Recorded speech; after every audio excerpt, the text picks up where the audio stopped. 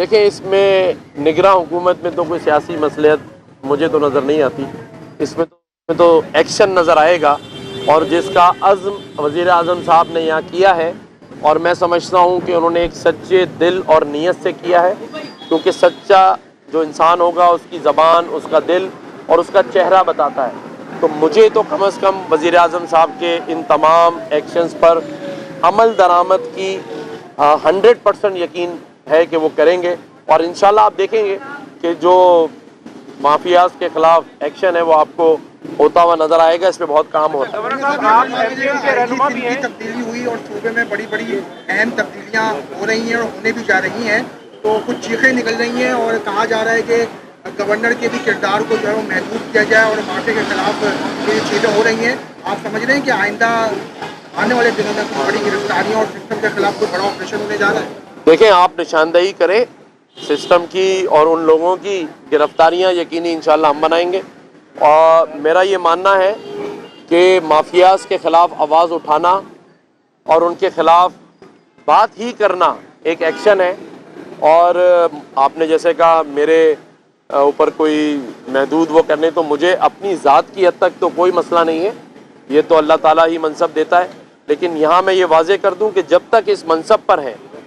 نہ کسی مافیاز کا حصہ بنیں گے اور نہ مافیاز کو پنپنے دیں گے۔ آپ سب کے سامنے یہ موجود ہے بات، پورا رمضان المبارک میں نے آپ سے بات کی سحریوں میں، میرے کسی موقف میں کوئی تبدیلی نہیں ہے، اور آج بھی اس عزم کے ساتھ کہ ہم نے مافیاز کا مقابلہ کرنا ہے، اور آئندہ چند روز میں آپ کو گرفتاریاں بھی نظر آئیں گی اور ان لوگوں کے خلاف کریک ڈاؤن بھی نظر آئے گا جنہوں نے ہزاروں ارب روپے کی کرپشن کی ہے۔ کامران صاحب کرنے کے حوالے سے پاکستان ممالک میں سے ایک ہفتہ قبل جو ہے جان محمد مہر سکھر کے ٹی ایم کے جو رپورٹر تھے اس کو شہید کر دیا گیا، ابھی تک قاتل گرفتار نہیں ہو سکے۔ ریاست اور حکومتوں کا کیا کردار ہے، کیا کر رہی ہیں؟ اور کراچی سے کشمور تک پورا سندھ جو ہے ڈاکوؤں کے حوالے ہے، ریاست کے اندر ریاست بنی ہوئی ہے، نہ بچیاں محفوظ ہیں، نہ عورتیں محفوظ ہیں، نہ صحافی محفوظ ہیں، نہ عام آدمی محفوظ ہے، تو اس حوالے سے کیا کہیں گے؟ اچھا کامران بھائی یہ بتائیے گا کہ ایم کیو ایم کے رہنماؤں کی بھی کل ملاقات ہوئی تھی۔ حلقہ بندیاں ایک ایسا معاملہ ہے جس پر ایم کیو ایم خاصے تحفظات رکھتی ہے، گو کہ وہ مردم شماری کو مان چکے ہیں، اس پر کیا بات ہوئی ہے؟ اور دوسرا بتائیے گا کہ کے الیکٹرک مافیا جو کہ شہر کے اندر اس وقت کئی ہزار روپے کے بل بھیج رہی ہے، نہ صرف عام بلکہ تاجر بھی پریشان ہے، کاروبار جاری رکھنا ممکن نہیں رہا ہے، کیا کریں گے اس کے لیے؟ سب سے پہلے تو جان محمد مہر کی جو بات کی ہے، میں تہہ دل سے اس واقعے کی شدید مذمت کرتا ہوں۔ میں ورثاء اور لواحقین کے غم میں ان کا برابر کا شریک ہوں، اور یہ سوال آپ نے مزار قائد پہ بھی کیا تھا۔ میں سمجھتا ہوں کہ ایکشن ہونا چاہیے، موجود جو ڈیوٹی پہ مامور لوگ تھے ان کو ہفتے بھر کا دینا چاہیے، اور اس ایک ہفتے میں اگر وہ رزلٹ نہیں دیتے تو انہیں سسپینڈ کر کے نئے لوگوں کو لگائیں اور ٹارگٹ دیں، ان کو بتائیں کہ آپ نے ان کے قاتلوں کو گرفتار کر کے پیش کرنا ہے۔ اگر ہم ایک صحافی کی بھی حفاظت نہیں کر سکتے، یا ہم اس صحافی کے لواحقین کو یہ یقین نہیں دلا سکتے کہ ریاست آپ کے ساتھ کھڑی ہے، تو ہم پھر کیا کر رہے ہیں؟ میں آئی جی سندھ کو اس بات پر ہدایت دیتا ہوں کہ ان کے قاتلوں کو فی الفور گرفتار کیا جائے، اس پر کوئی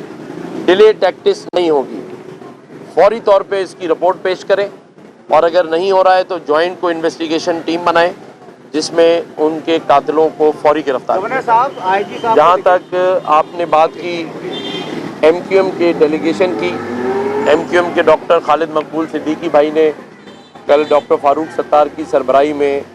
4 رکنی وفد یہاں بھیجا تھا، وزیر اعظم صاحب سے انہوں نے تفصیلی بات چیت کی ہے۔ میں یہ سمجھتا ہوں کہ وزیر اعظم نے ان کو بڑے تحمل سے سنا ہے اور یقین دہانی کرائی ہے کہ تمام ہی ایشوز پہ جو آئینی اور قانونی تحفظ دے سکتے ہیں، اور اس محدود اختیارات یا جو ٹائم ہے اس میں جو بہتری لا سکتے ہیں وہ ضرور آئے گی، اور MQM کے لوگوں کا یہ کہنا ہے کہ نئی ڈیلیمیٹیشن کے تحت ہی انتخابات میں وہ حصہ لیں گے.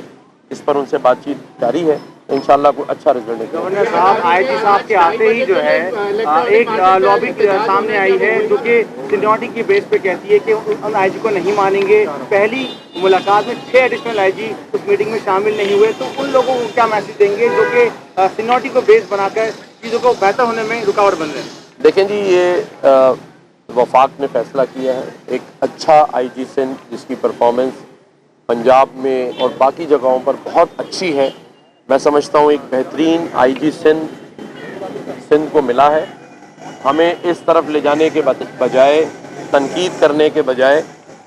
جو میں ہمیشہ کہتا ہوں کہ ان کے کام اور ان کے عمل پر ہم توجہ دیں. ایک بار پھر ہم کسی کی بات کو کنٹروورشل بنا کے ان کی پرفارمنس کو سوالیہ نشان بنائیں گے. میرے نزدیک IG سندھ تعینات ہو چکے ہیں, اب ان کی پرفارمنس دیکھنی ہے اور اسی پر ہم نے ان سے سوال کرنا ہے. باقی جو آپ نے بات کی ہے